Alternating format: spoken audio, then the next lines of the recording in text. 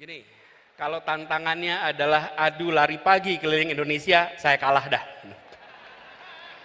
Tapi kalau tantangannya adalah adu gagasan, adu karya, adu rekam jejak, maka kita insya Allah nyatakan siap kepada semuanya. Dan berdasarkan hasil survei itu, elektabilitas Anies itu tidak mencapai kepala 3. Jadi rata-rata 2, sekian persen.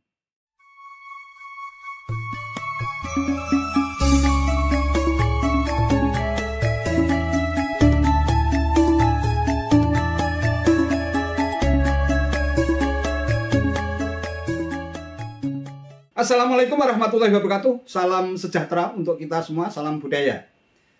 Sahabat-sahabat tercinta sebangsa dan setanah air yang sangat saya hormati, Anies Baswedan bakal capres yang telah diusung oleh Koalisi Perubahan yang terdiri dari Partai Nasdem, Partai Demokrat, dan PKS.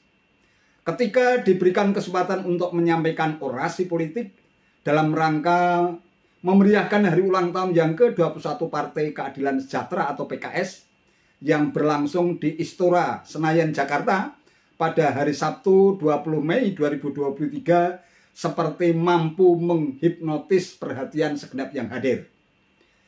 Selain para politisi dari ketiga parpol koalisi pendukung dan pengusung Anies Baswedan, juga hadir Bapak Yusuf Kalla, Wakil Presiden yang ke-10 dan ke-12 Republik Indonesia.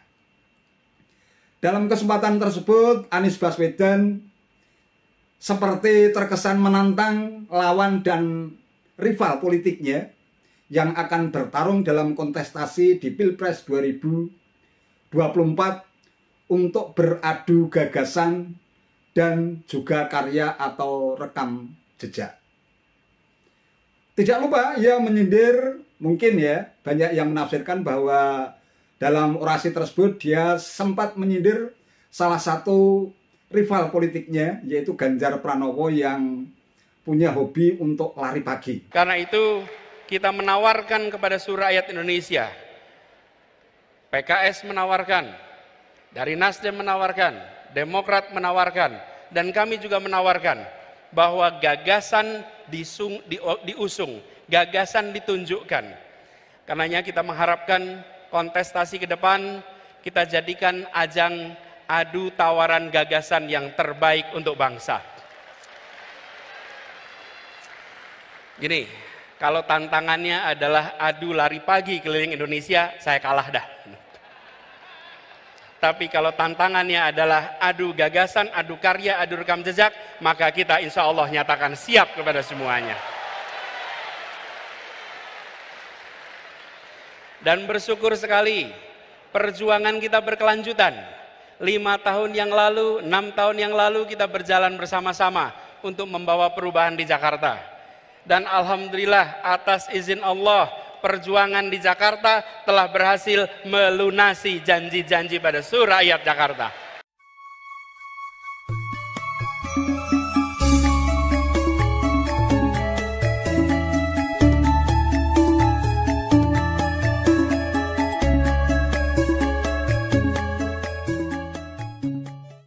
Ya, begitulah gaya berorasi politik seorang Anies Baswedan bakal capres dalam kontestasi Pilpres 2024. Ia memang harus diakui memiliki kelebihan di dalam memainkan retorika lewat narasi, kemudian pilihan kata atau diksi yang mampu memikat perhatian para pendukung dan politisi pengusungnya.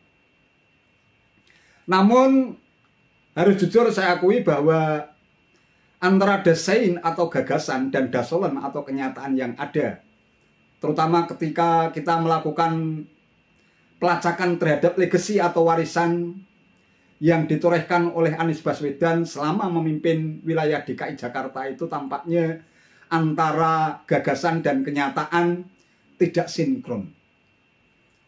Misalnya, kalau kita lihat dari proses pemenangan yang berhasil membuat Anies Baswedan ini menduduki kursi sebagai orang nomor 1 di wilayah DKI, banyak yang bilang mempraktekkan permainan politik identitas yang luar biasa, efek dan dampak negatifnya yang saat ini masih sangat terasa hingga muncul pembelahan atau segregasi sosial.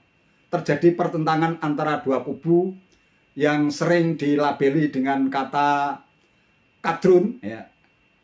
Kemudian satunya lagi dijuluki dengan istilah buzzer.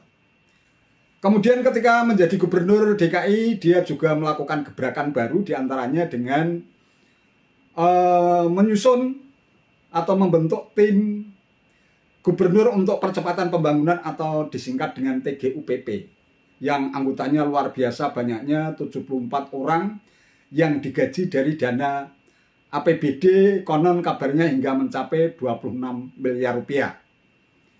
Hal ini berbeda dengan gubernur sebelumnya, Basuki Cahayapurnama alias Ahok, di mana TGUPP hanya terdiri dari 9 orang dan gajinya bukan dari APBD, melainkan diambil dari anggaran gubernur. Kemudian kebijakan Anies yang dinilai juga sangat berlawanan dengan program-program gubernur sebelumnya, yaitu membangun sumur resapan. Ia mengkritik kebijakan gubernur sebelumnya yang berencana membuat saluran raksasa bawah tanah untuk mengalirkan air hujan ke laut, karena itu dianggap melawan sunatullah. Demikian juga program normalisasi sungai yang telah berjalan dari era Fauzi Bowo juga akhirnya mandek, tidak dilanjutkan pada saat Anies Baswedan ini berkuasa di DKI. Selain itu, ketika Anies menjadi gubernur DKI, dikabarkan juga ditemukan sejumlah kasus kelebihan bayar. Ini sebenarnya sebagai eufemisme, bahasa penghalus dari istilah korupsi yang dilakukan oleh Pemprov DKI, seperti dalam pembelian lem Aibon yang mencapai 82,8 miliar rupiah. Kemudian juga membangun stadion kandang untuk Persija bernama JIS, Jakarta International Stadium, yang sekitar 80% dananya merupakan bantuan dari pemerintah pusat. Demikian juga program OKOC yang menjanjikan terbentuknya sekitar 200.000 wirausahawan baru pun tampaknya juga tidak bisa terwujud sebagaimana gagasan yang pernah disampaikan. Meskipun demikian, Anies Baswedan ini dengan sangat penuh rasa percaya diri, ia mengklaim bahwa rekam jejak nyata yang berhasil ia torehkan dalam posisinya atau statusnya sebagai pejabat publik adalah karyanya yang diklaim cukup bahkan sangat memuaskan, berhasil mewujudkan janji-janji dan berhasil menunaikan apa yang ia janjikan kepada warga Jakarta. Ya, itu tadi mengenai rekam jejak yang diklaim Anies sebagai sebuah keberhasilan yang mampu menunaikan semua janji politik yang pernah ia sampaikan kepada warga DKI. Namun kalau kita telusuri lebih jauh, ternyata memang sosok seorang Anies Baswedan ini termasuk politisi ambisius yang sangat besar keinginannya, sangat besar nafsunya untuk bisa menjadi orang yang sangat penting dan berpengaruh di negeri ini. Buktinya ketika Partai Demokrat ini menggelar konvensi bakal calon presiden, Anies Baswedan pun mengikutinya. Ini dimaksudkan agar Partai Demokrat mampu menjaring calon-calon presiden yang diharapkan mampu memenuhi kriteria sesuai dengan harapan dari Partai Demokrat. Saat itu Anies juga menghadiri sejumlah kegiatan debat di konvensi Capres Partai Demokrat yang digelar di sejumlah kota. Ada yang digelar di Medan, kemudian ada Palembang, Bandung, bahkan juga Surabaya.